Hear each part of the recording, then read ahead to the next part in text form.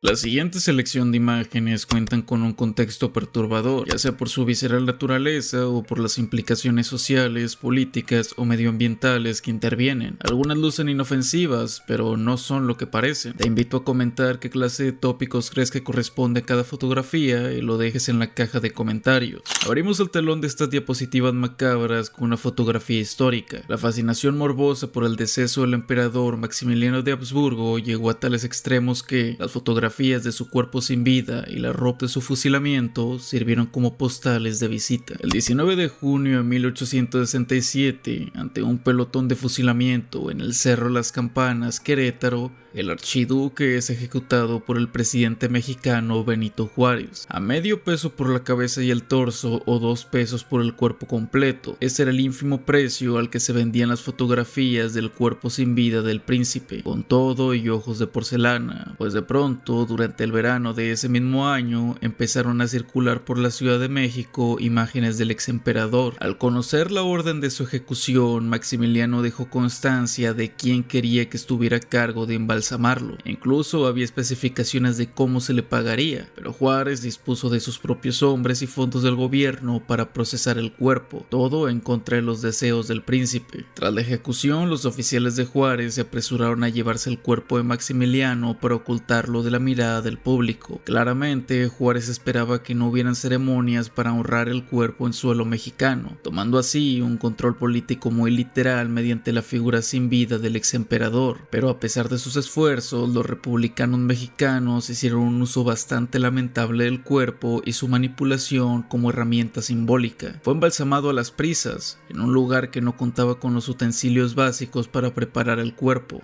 El doctor a cargo tuvo que improvisar. Visitó a Maximiliano con su ropa manchada de fluidos carmesí y llevó a cabo la operación sin poder mantener alejada a la multitud de mirones curiosos. A esto le siguió la desafortunada caída del cuerpo en el lodo en el transcurso camino a la Ciudad de México, lo cual requirió nuevos esfuerzos para embalsamarlo. Los rumores no se hicieron esperar y los medios de comunicación hicieron eco del suceso, como en el periódico contemporáneo al evento La Ibera del año 1867, donde narraba que los informes sobre el embalsamamiento del cuerpo de Maximiliano dados a algunos periódicos de la Ciudad de México eran inexactos. Habían dicho que sufrió descomposición, que le faltaba una parte de la nariz y que también hubo alguna alteración en los ojos, pero el periódico añadió que sabían por los médicos que el cuerpo estaba en buenas condiciones en un inicio. Una vez en manos de los oficiales austriacos, el cuerpo fue adornado y exhibido durante la peregrinación al puerto desde el cual habría zarpar a Viena, con cientos de personas detrás del séquito. Además, en varias iglesias se llevaron a cabo misas católicas en su honor. El maltrecho cuerpo de Maximiliano salió de México en la fragata de guerra Novara y actualmente sus restos descansan en la Sala de los Príncipes en Viena, Austria. El trato al que fue sometido el cuerpo sin vida del que fuera el emperador de México es una muestra del alcance que pueden tener los intereses políticos, cuya historia al final de cuentas escriben los vencedores. Recalco que trágicamente la madre de Maximiliano no reconoció los restos de su hijo una vez este volviese a su hogar sin vida, un hecho especialmente desolador, ya que había marchado a gobernar a México para enorgullecerla.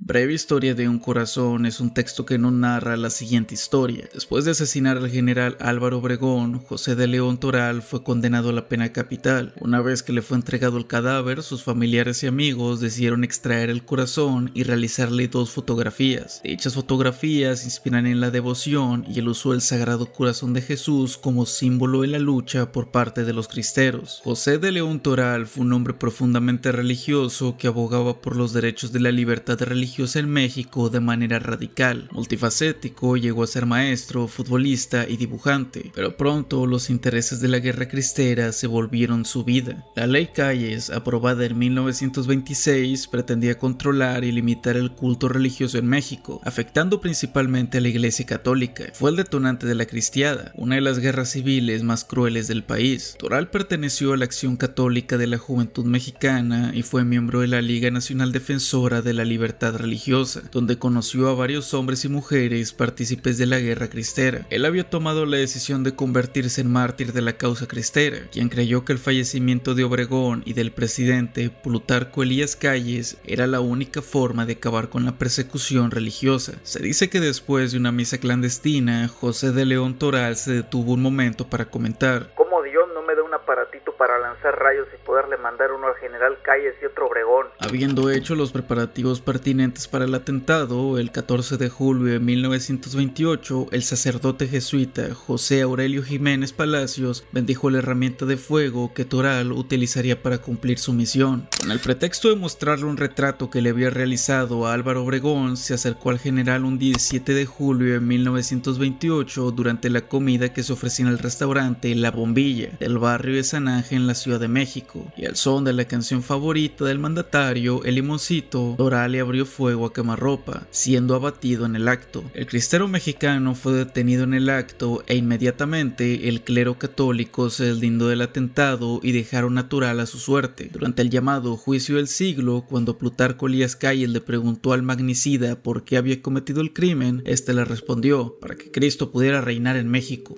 Una vez arrestado, el asesino material del presidente electo de México fue enjuiciado, maltratado y ejecutado a manos del gobierno. El tormento fue espantoso. Lo colgaron de los pulgares y las extremidades durante largos periodos de tiempo. Usaron agujas para clavárselas en la frente y bajo las uñas. Y finalmente fue abusado carnalmente con objetos. Aún con la idea en mente de convertirse en mártir, Toral registró su sufrimiento a manos de la policía en su cuaderno de dibujo titulado Mi Martirio. El juicio concluyó en el mes de noviembre a pesar de las irregularidades que presentó, como la confesión obtenida por maltrato, entre otras, siendo sentenciado a la pena capital por el juez de la primera instancia de San Ángel, Alonso Aznar Mendoza. En su penúltimo día, el reo pudo asistir a una capilla que había sido adaptada dentro de la penitenciaría. Asimismo, recibió la visita de sus familiares. La entrada de los civiles para presenciar la ejecución fue limitada, permitiendo el acceso solo a los familiares del magnicida, reporteros capitalinos,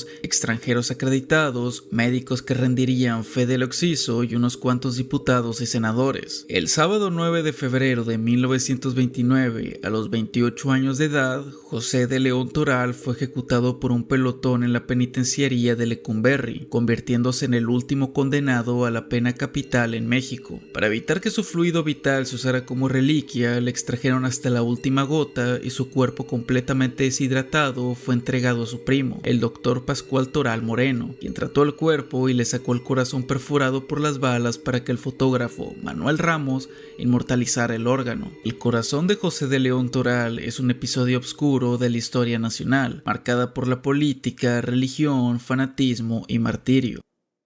Siguiendo con los eventos históricos que involucran a mandatarios de México, no cabe duda que Carlos Salinas de Gortari ha sido un individuo tristemente célebre por sus polémicas y escándalos antes, durante y después de su gobierno. Desde su niñez, un oscuro pasado también persigue al político. Jugando la guerra, 3 niños fusilaron a una sirvienta, fue el título que encabezó la nota del suceso. La fotografía donde aparecen 3 niños de la edición del 18 de diciembre de 1951 forma parte de la primera plana del periódico Excelsior, en donde narra la crónica de cómo el que sería el futuro presidente del país le arrebató la vida a una joven trabajadora del hogar de una familia reconocida en el mundo de la política. Estas 3 criaturas fusilaron ayer a su sirvienta Manuela cuando jugaban a la guerra. Fueron detenidos por la policía y demostraron no comprender lo que habían hecho. El suceso ocurrió ayer al mediodía en Palenque 425 de la colonia Navarte. Fue la nota del Excelsior.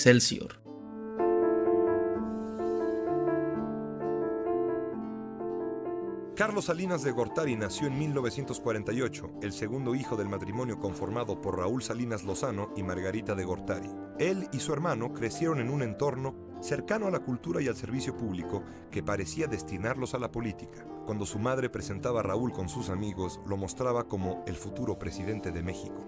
En un trágico incidente, los 2 hermanos Salinas, de 5 y 3 años respectivamente, participaron en la muerte de una trabajadora doméstica, quien accidentalmente recibió un tiro del rifle con el que jugaban.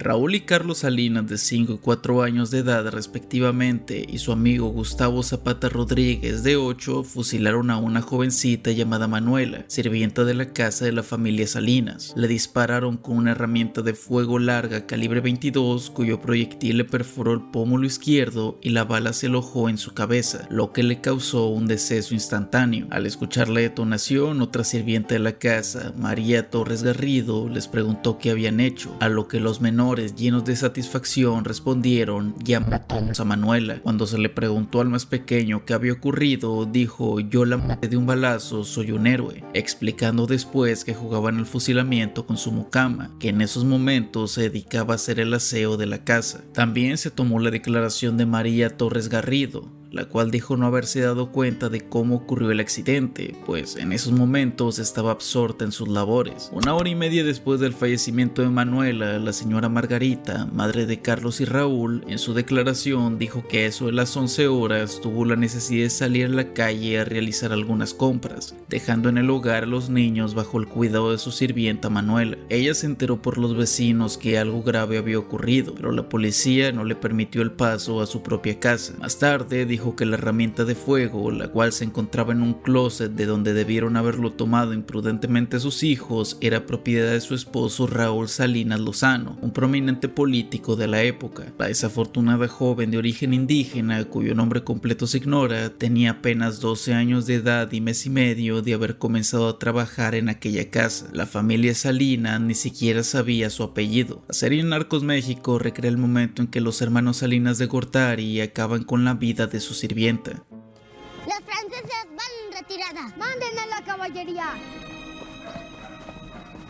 Tras ellos, fuego de artillería.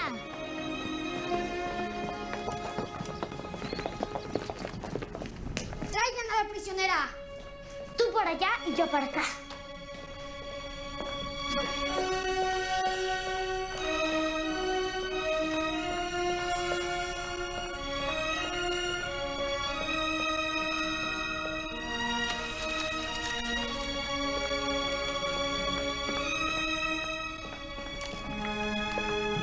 Alto ahí, levántate, camina.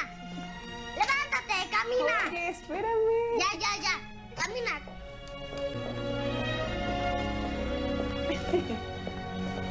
Que bajes. Ya.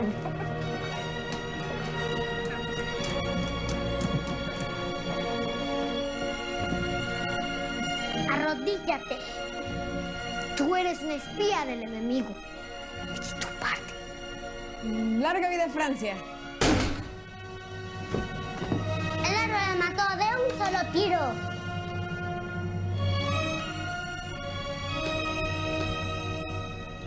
¿Se van a enojar? Es la alfombra favorita de mamá. Si los grandes preguntan, deja que hable yo.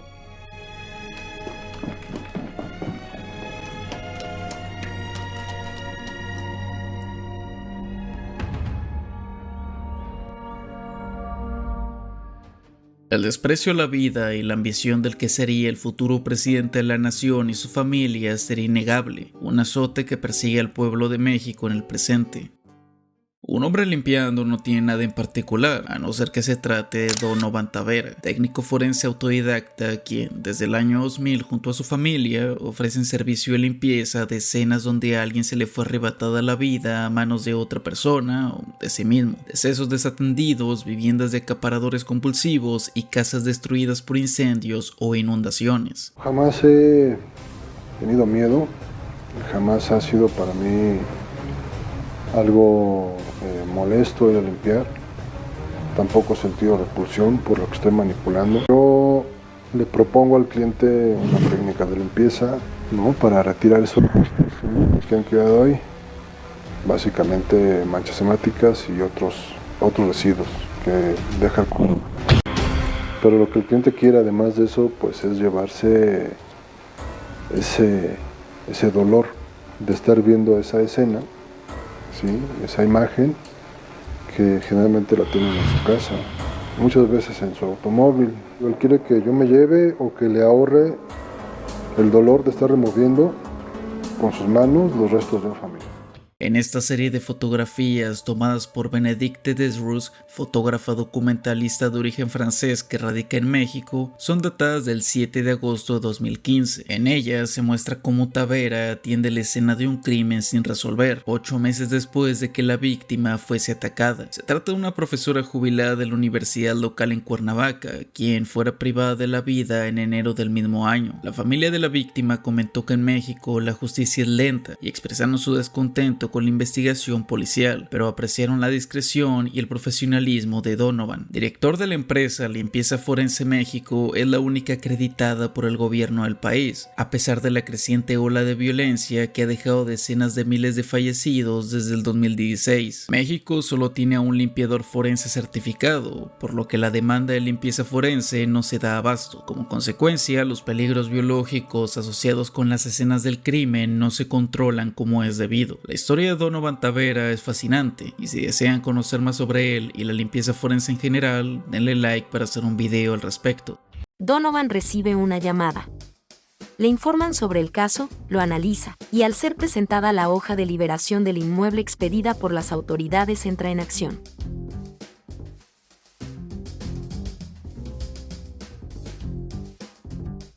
Al llegar a la escena del crimen, Donovan se cubre de pies a cabeza, con este traje plastificado y dependiendo del caso, evalúa. Se utiliza esta máscara antigás para proteger sus vías respiratorias y un visor de protección facial. Un montón de basura acumulada no tiene nada en particular, pero al igual que en el caso anterior, se trata de algo más abominable de lo que aparenta. Bernardo Salas Mar, ex trabajador de la planta nuclear Laguna Verde, señaló que se trata de una de las más inseguras del mundo. De acuerdo a su experiencia, la falta de mantenimiento y seriedad para su operación podría desencadenar consecuencias catastróficas. Para mí lo más importante es la cuestión de la seguridad, porque ha habido muchos contaminados que se contaminan internamente, otros que supuestamente han fallecido. No puedo yo afirmar que la radiación los haya matado porque no se han hecho las evaluaciones apropiadas. Recientemente se dio a conocer que la central nuclear de Laguna Verde registró una situación de riesgo en el mes de septiembre. Prensa internacional reveló que la planta elevó el peligro de un accidente por 13 horas durante un proceso de recambio de uranio. Al respecto, el académico de la Facultad de Ciencias de la UNAM y ex trabajador de Laguna Verde, Bernardo Salas Mar, explicó que las recargas de combustible se tratan de un proceso sumamente delicado. El núcleo del reactor se empieza a sobrecalentar y se llega a fundir. Esto ya le ocurrió a un reactor semejante al de Laguna Verde.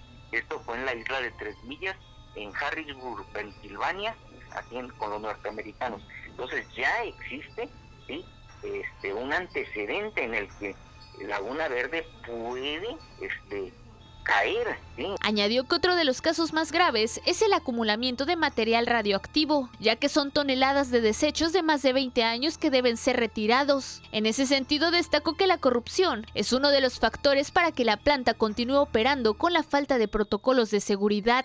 Que todos los contratos que se hagan en Laguna Verde se hagan a través de licitación pública interna.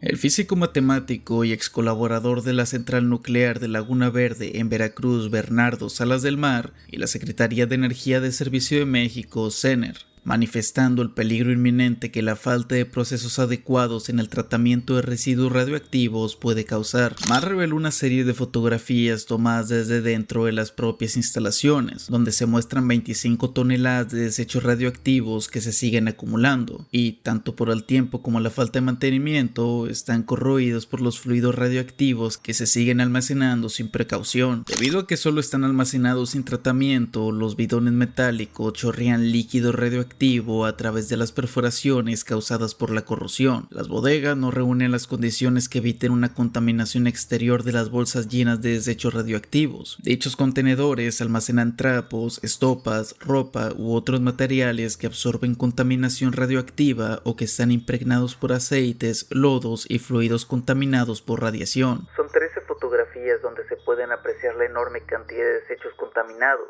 dijo Salas-Mar. También comenta que dentro de la central nuclear, el depósito de desechos radioactivos sólidos está construido de una delgada lámina de solo 3 milímetros de espesor, cuando la normativa marca un espesor de mínimo 30 centímetros. Otro de los peligros es que, en caso de incendio, resultaría prácticamente imposible sofocarlo, ocasionando la emisión descontrolada de contaminantes radioactivos al medio ambiente. A pesar de las advertencias del especialista, tanto la CFE y el CENER continúan indiferentes. La falta de acción por parte de las autoridades correspondientes convierte en la planta nuclear de la Laguna Verde en una bomba de tiempo, lo que podría causar un daño de consecuencias incuantificables a la salud pública y al medio ambiente. La planta nucleoeléctrica Laguna Verde presenta un haz de radiación en la azotea del edificio de control en la unidad 1 con valores mayores a los establecidos en el reporte final de análisis de seguridad.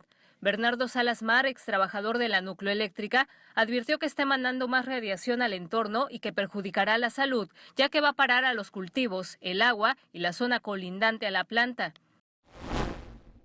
Se encuentra, ¿sí?, que estos valores son 20 veces superiores, ¿sí?, a los que está contemplado que debe de darse ahí, ¿sí?, siendo que es una planta nuclear. Y bueno, ¿y a qué se debe esto? Se debe a que están emitiendo más contaminantes radiactivos por los efluentes gaseosos, y entonces esto significa que cobalto 60 y gases nobles están saliendo al ambiente y depositados a las personas, irradiándolas y en los campos de cultivo y ganadería.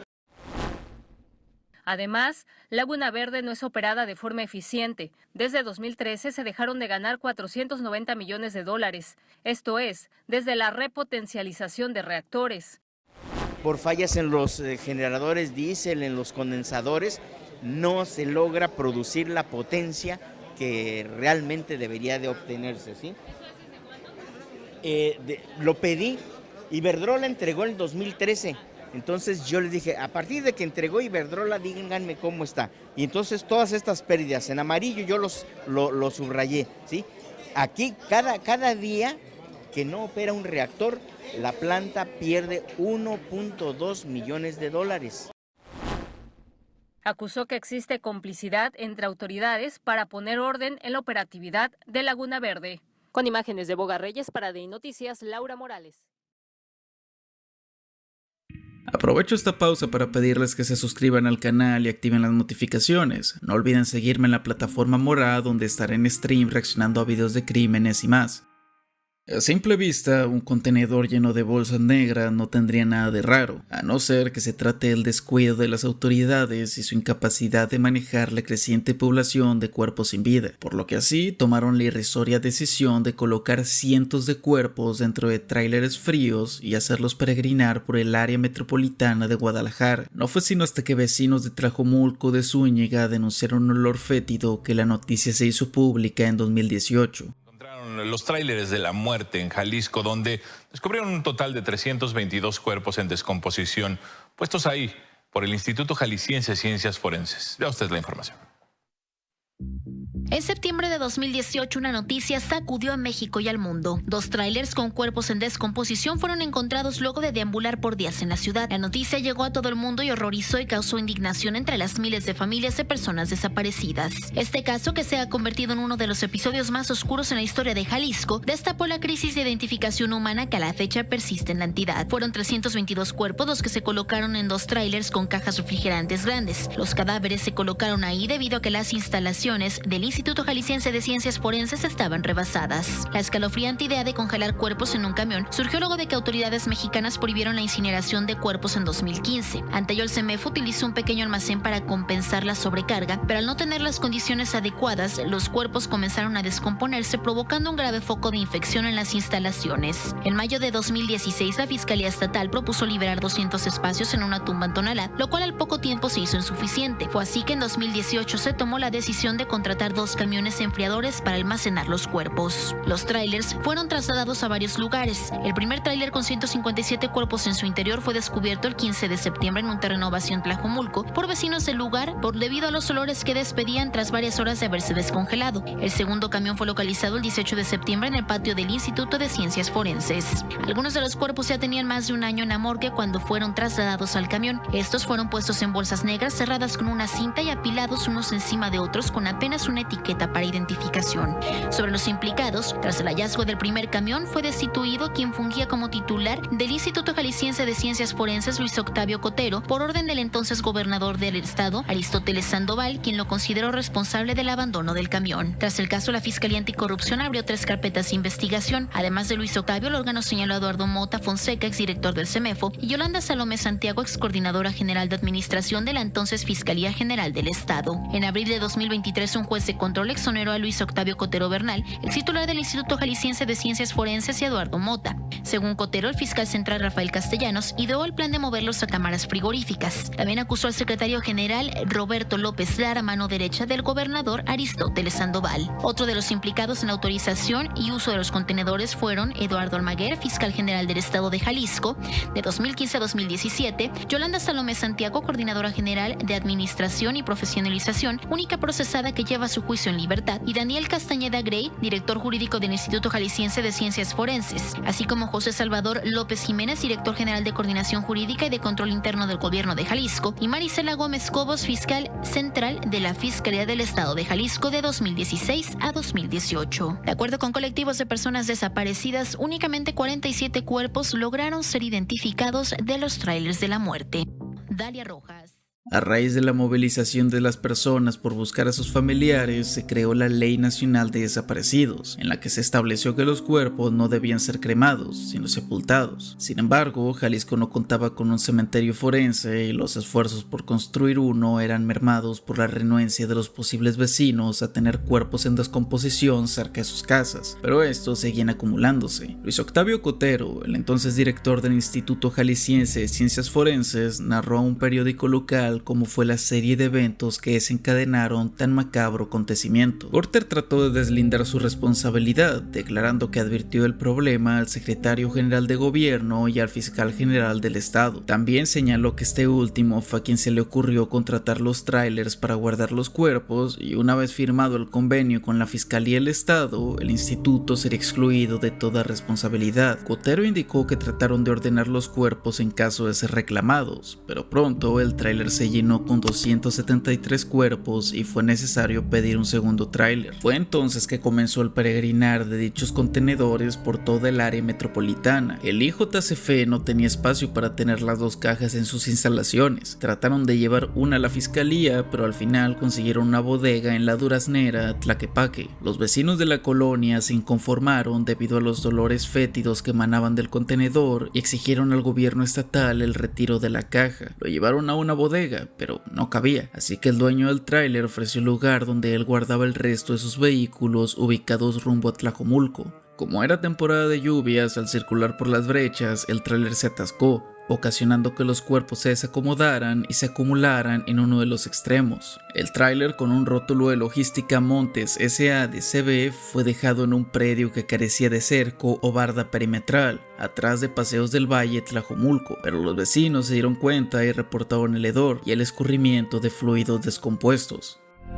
Pues porque empezó a llegar el mal olor y pues salimos y ya nos dimos cuenta que había un tráiler ahí estacionado, que ya lo habían dejado, pues según eso que ya estaba en otro lado, nomás que de ahí se lo trajeron para acá y pues ahí lo dejaron, porque ya empezó a ver la gente pues que olía feo y se empezó a llegar la gente y ya empezaron la gente a gritarles que pues que se lo llevaran, que no, porque lo querían dejar aquí.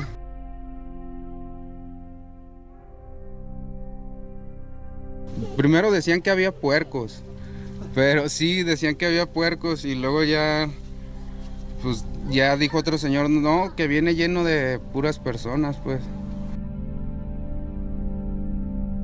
Eso es lo que están haciendo ante la saturación de los CEMEFOs en todo el país. Sin embargo, donde ya no tiene madre esto, es cuando sacan a pasear ese tráiler. Y yo quisiera saber, y todavía no me lo responden, ¿cuál es la intención oculta de haberlo sacado a pasear a medianoche? ¿Verdad? Bien, lo importante es que el tráiler ya está aquí, que ya se van a trasladar a un refrigerador que los va a conservar, pero entonces aparece otro tráiler más en donde se ve que están tratando los cuerpos indignamente en bolsas de basura, cosa que en el otro tráiler estaban en bolsas adecuadas, ¿eh? Y pues eso es lo que ya nos puso los pelos de punta, porque es terrible pensar que pudiera estar ahí nuestro hijo y que otro sujeto lo está pisoteando, porque así se vio. El dueño de la caja dijo que desconocía que el tráiler había sido sacado del IJCF y que tampoco sabía por qué había sido estacionado en el predio de su propiedad por cerca de 12 horas. El 17 de septiembre de 2018, cuando Cotero fue separado del cargo, se dio a conocer la existencia de un segundo tráiler con 47 cuerpos. La opinión pública no se hizo esperar. Personas marcharon por las calles exigiendo protocolos adecuados, una resolución satisfactoria y eficaz para la logística y manejo de los cuerpos sin vida, al tiempo que reclamaban a las autoridades por la falta de seguridad en general. Ante la emergencia humanitaria que se está viviendo, con los cientos de cuerpos encontrados en fosas clandestinas y la ola de violencia en el Estado, exige a las autoridades estatales y federales, con el apoyo y solidaridad del Movimiento Nacional de Desaparecidos en México, que lo conforman más de 50 colectivos, grupos y personas independientes. Número 1. Trato digno a todos los cuerpos encontrados en fosas o en hechos distintos y que tienen que esperar en algún CEMEFO mientras sus familias proceden a identificarlos, ya que en vida llevaron un nombre e identidad. Número 2. Ser tratados con diligencia y respeto, sin olvidar dirigirse siempre con la verdad a sus deudos. 3. Clasificación forense e identificación de todos los cuerpos existentes aquí.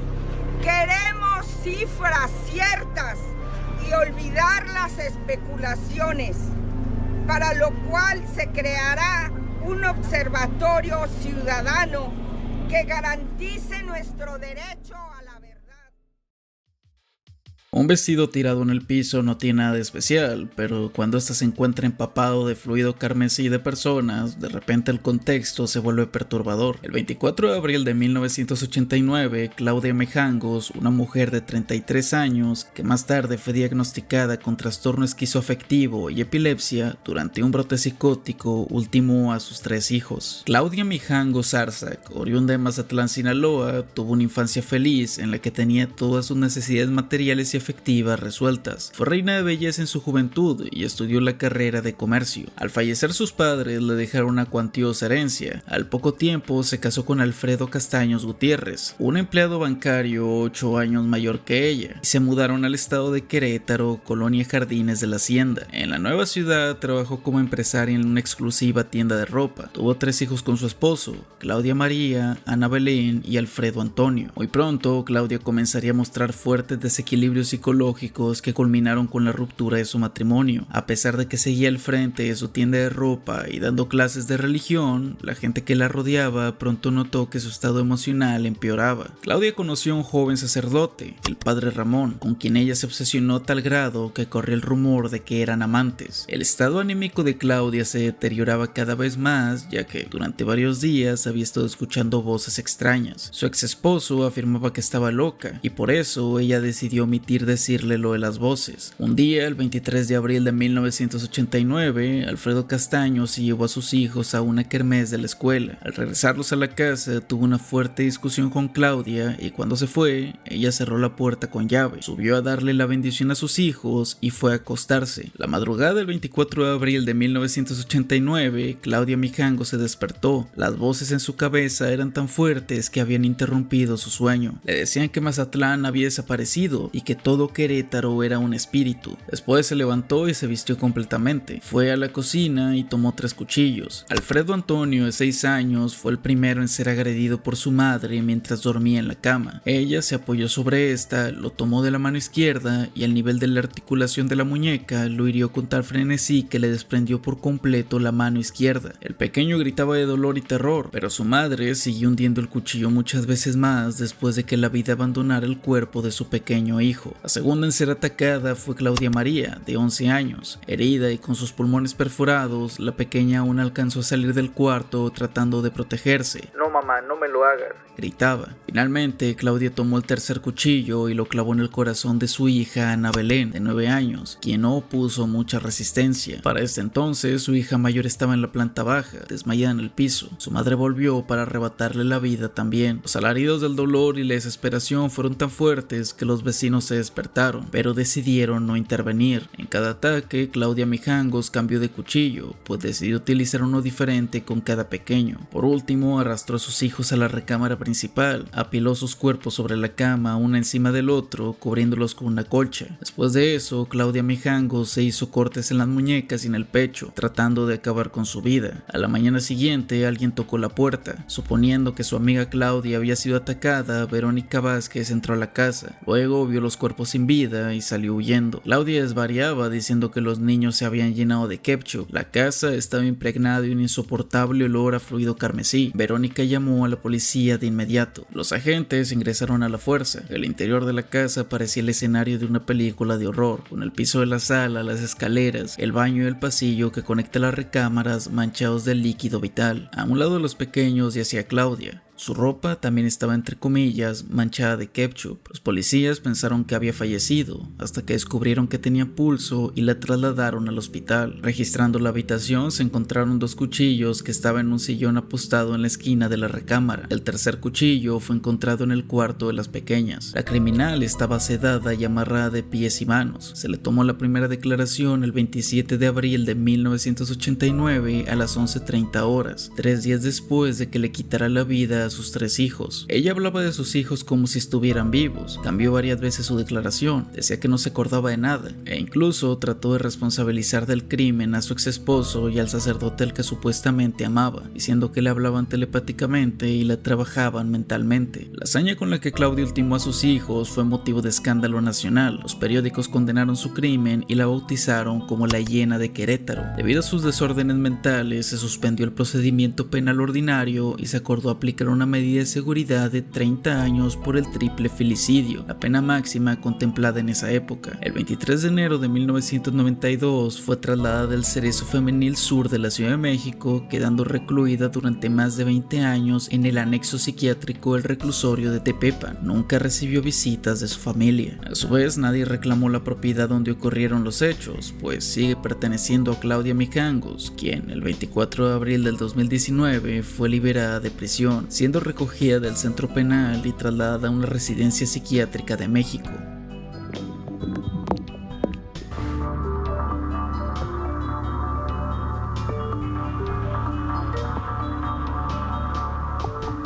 Claudia Mijangos, la mujer sinaloense que tras quedar huérfana obtuvo una cuantiosa herencia, se casó y se fue a vivir a Querétaro, no sin antes ser reina de belleza en Mazatlán. A los 32 años, Claudia tenía 3 hijos, uno de 6 y 2 chicas de 9 y 11. Vivía en el número 408 de la calle Hacienda Vejil de Jardines Hacienda. Su matrimonio se desmoronaba, pues se había enamorado del padre Ramón, un cura de la escuela católica donde ella daba clases.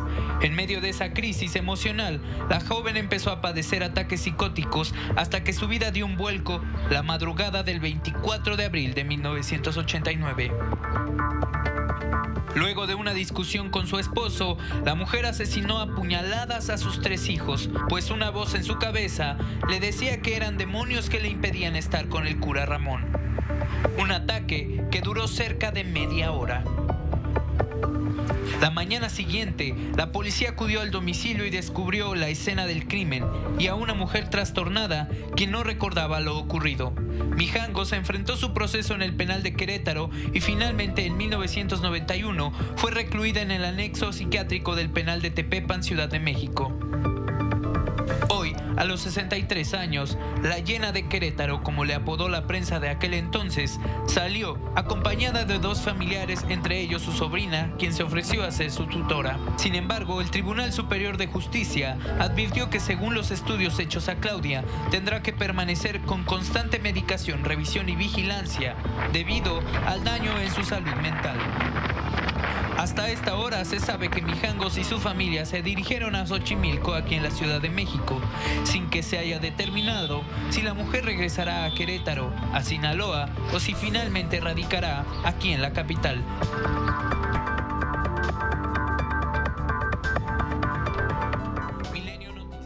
En la actualidad se desconoce el paradero real de Claudia y su casa sigue tapiada y abandonada, porque con el tiempo, debido a que curiosos y personas que realizaban rituales esotéricos entraban a la casa, esta fue cerrada por completo a petición de los vecinos por orden de las autoridades. Gente de la zona afirma que dentro de la casa se escuchan por las noches llantos y gritos, que se ven luces y sombras en el interior de la misma y que un pequeño se asoma por las ventanas.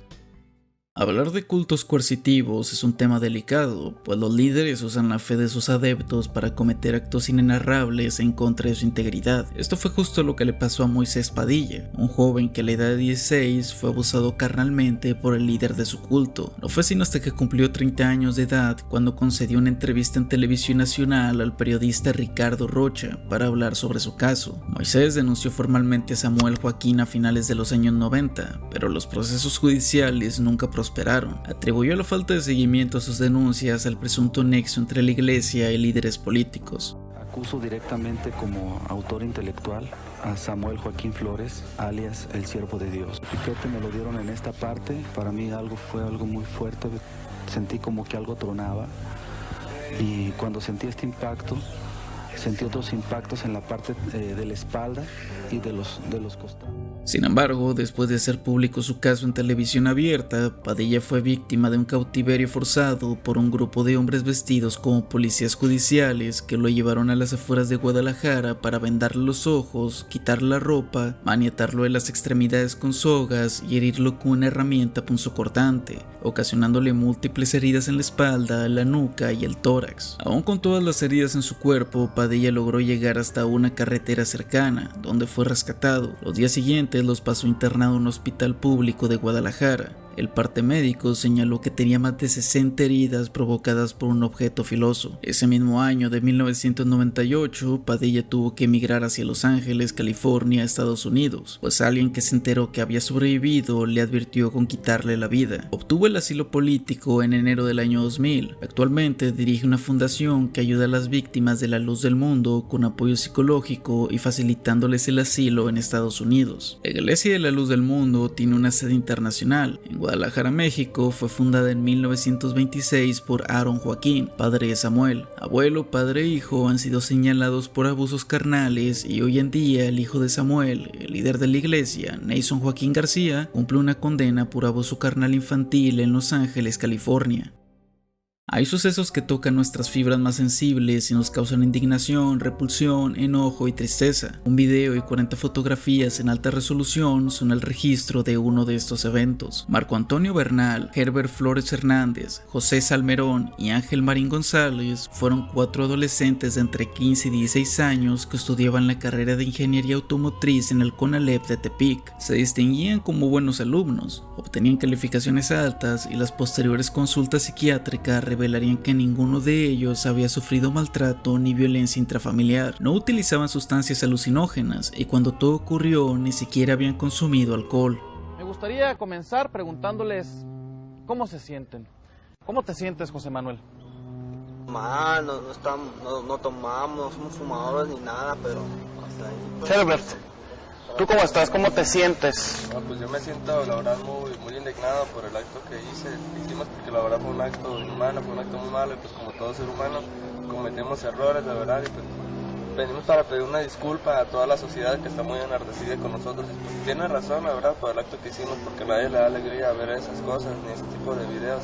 Pues como todo ser humano nos equivocamos y venimos a pedir perdón con la sociedad. Pues estamos dispuestos a tomar ayuda a las personas que nos den, ayuda psicológica, del gobierno. Marco Antonio. Yo como me siento en este momento, me siento muy mal y arrepentido, indignado y no cabe mencionar que también avergonzado por los hechos que están sucediendo, que hicimos hace quién importa cuánto tiempo, que de igual manera están hechos. Como sabemos somos jóvenes y como ya comentaron, cometemos errores como todos, ¿verdad?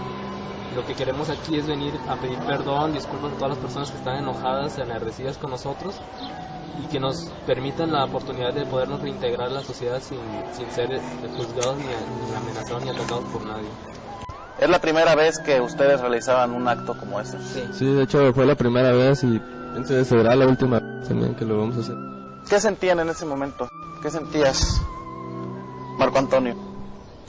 La verdad no podría decirle qué es lo que sentía ni qué es lo que estaba pensando, porque lo único que estaba queriendo hacer era desahogar mi coraje y no sé... ¿Lo lograste? ¿Desahogaste tu coraje? Sí, de mal manera, pero sí. Herbert. Pues igual lograr desahogar el coraje con el perro por habernos mordido, aunque fue un acto muy malo, pero pues eso fue. José Manuel. Yo como digo desde el principio, pues estoy dispuesto a todo lo que me acate la ley, ¿verdad? Y pues a la gente que se sintió ofendida, pues mil disculpas de corazón, yo se los digo, pues estamos muy apenados que pues nosotros queremos volver a nuestra vida, pues ser los mismos chavos que andábamos salir y todo, ¿verdad? Pero ya no pueden salir. No, pues salimos y pues con el miedo de que una gente nos agreda o algo, ¿verdad? Por lo mismo, ¿verdad? Y ya pues no podemos decir nada ante eso, ¿verdad? Ya la ley. Helbert, ¿tú tienes miedo? ¿Estás triste? ¿Has llorado? Pues sí, cuando me di cuenta de la magnitud del asunto, la verdad sí se me salieron las lágrimas, me dio mucho miedo, la verdad, y me dio mucha indignación hacia conmigo mismo por el caso que se está viviendo. Y pues también no me siento a gusto salir a la calle, aunque la gente tal vez no me reconozca, pero siento que me echan la mirada, que dicen, él se lo olvidé, pues la verdad aún así se siente muy mal. Marco Antonio, ¿te sientes mal por lo que hiciste? ¿Por la agresión contra ese perro? ¿O por lo que dice la gente? ¿Por cómo te está juzgando? La verdad me siento mal por todo, por el hecho, porque yo sé lo que hice, le arrebaté la vida a un ser vivo, yo no soy nadie para hacerlo, ni para juzgar, ni nada, ¿verdad? Yo estoy consciente de lo que hice, del mal que hice, y también me siento muy triste, nervioso, asustado por las acciones que la sociedad así que puedan tomar, porque digamos... me he recibido muchas amenazas, no solo yo, sino que también ellos han recibido amenazas. ¿De qué tipo de amenazas? ¿Amenazas de muerte? De muerte, de golpes, de que nos van a meter a la cárcel, de todo. Han incurrido ataques en mi casa ya, han apedrado por 2 veces en mi hogar. Personas no las alcanzo a ver, pues no salgo a la calle, ahora no quiero exponerme. Juan Manuel, un comentario final. De corazón que pues nos sentimos muy mal, yo me siento muy mal pues por lo que hice, pues... Queremos una segunda oportunidad, pues nosotros en realidad pues a todos se les da una segunda oportunidad, ¿verdad? Y aún así pues es lo que queremos, pues que la sociedad pues nos entienda, nos dé una segunda oportunidad y nos disculpas, ¿verdad? Por lo que pasó. Herbert.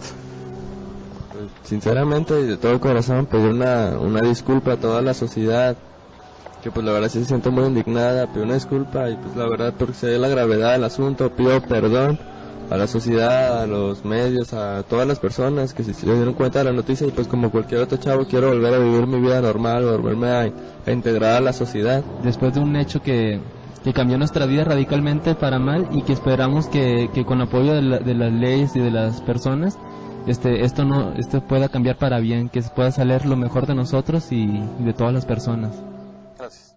Era el 27 de junio de 2009 cuando Marco Antonio Bernal, con la excusa de que un perro trató de morderlos a él y a sus amigos, tomaron al animal, lo metieron a un saco y lo llevaron a la casa de Herbert golpeándolo en el camino. Una vez en el patio del domicilio, arrojaron al perro las fauces de 2 pitbulls, mordiéndolo en el acto. Mientras esto ocurría, uno de ellos jalaba al perro de las patas traseras para evitar que huyera y tratando de desgarrar más la carne. Cuando los pitbulls lo soltaron, uno de los adolescentes agarró al animal de la cola y lo alzó, estrellándolo contra el suelo. Los perros volvieron a atacarlo, destrozándole a mordidas el hocico, las orejas y parte de la cara. Los adolescentes la emprendieron a patadas contra el animal, patearon su cabeza, su cuerpo, luego uno de los pitbulls le mordió la pata delantera derecha, zarandeándola y se la rompió. Los aullidos de dolor del animal eran desgarradores, pero los crueles pusieron música de fondo. Continuaron con el martirio del perro mientras no dejaban de gritar, reírse a carcajadas, insultar al animal, darse ánimos unos a otros y dar indicaciones para que el perro no pudiera protegerse, huir o salvarse. Lo siguieron pateando, lo obligaron a ponerse de pie y cuando trató de refugiarse en una de las jaulas de los pitbulls, lo jalaron de la cola y lo azotaron contra un árbol. Después tomaron una cadena y lo golpearon con ella. Hicieron que los pitbulls volvieran a morderlo, lo patearon otra vez, lo azotaron de nuevo contra el piso, tomaron un palo y empezaron a golpearlo, le rompieron los dientes, le golpearon en las patas, el cuello y finalmente la cabeza, destrozándole el cráneo hasta finalmente dejarlo descansar. Desde que llegaron a la casa hasta el deceso del perro habían transcurrido solamente 3 minutos. Un grupo de adolescentes acaban con la vida de un perro callejero y registran el acto en videos y fotografías que ellos mismos publican en redes sociales, causando el repudio de las personas. El descontento social no se hizo esperar y el caso generó un acalorado debate de la ley en México sobre los derechos de los animales.